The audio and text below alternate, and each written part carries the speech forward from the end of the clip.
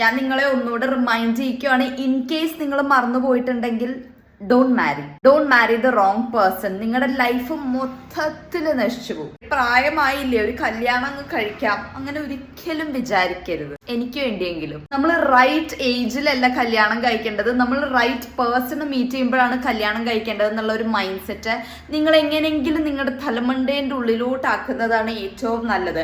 കാരണം നമ്മുടെ പണ്ട് തൊട്ടേ പറഞ്ഞു വരുന്നത്, നിങ്ങളൊരു ഏജ് ആകുമ്പോൾ എങ്ങനെയായാലും ഏതെങ്കിലും ഒരാളിനെ കണ്ടുപിടിച്ച് എവിടെന്നെങ്കിലും വേറെ പ്ലാനറ്റ് എന്നാണെങ്കിലും ഏതെങ്കിലും ഒരു ആൺകൊച്ചിനെ അല്ലെങ്കിൽ പെൺകൊച്ചിനെ കണ്ടുപിടിച്ച് കല്യാണം കഴിച്ചിരിക്കണം എന്നാണ് നമ്മൾ പഠിച്ചിട്ടുള്ളത്. പക്ഷെ അങ്ങനെയല്ല. നിങ്ങൾക്ക് ഒട്ടും ടോളറേറ്റ് ചെയ്യാൻ പറ്റാത്ത ഒരു പേഴ്സന്റെ മുഖം ആലോചിച്ചില്ലേ? എനിക്കറിയാം 2-3 ആൾക്കാരുടെ മുഖം ഇപ്പൊ വന്നിട്ടുണ്ടാവും. അപ്പൊ നമ്മൾ ഇനി റാൻഡംലി കല്യാണം കഴിക്കാൻ പോകുന്ന ആള് അങ്ങനത്തെ ഒരാളാണെന്ന് വിചാരിക്കുക. എങ്ങനെ ജീവിക്കും, എങ്ങനെ സഹിക്കും? അപ്പോ ബി വെരി വെരി കെയർഫുൾ. നമുക്ക് വേണ്ടിയിട്ടാണ് നമ്മൾ കല്യാണം കഴിക്കേണ്ടത്. വീട്ടുകാർക്ക് അത്രയും ആഗ്രഹം ഉണ്ടെങ്കിൽ അച്ഛനും അമ്മോടും വീണ്ടും ഒരു കല്യാണം കൂടെ അവർ കഴിച്ചോളാൻ പറയാം. പക്ഷെ എനിക്കറിയാം ഭയങ്കര പ്രഷർ ആയിരിക്കും ചില ഫാമിലിന്ന്, എല്ലാ സൈഡിൽ നിന്നും.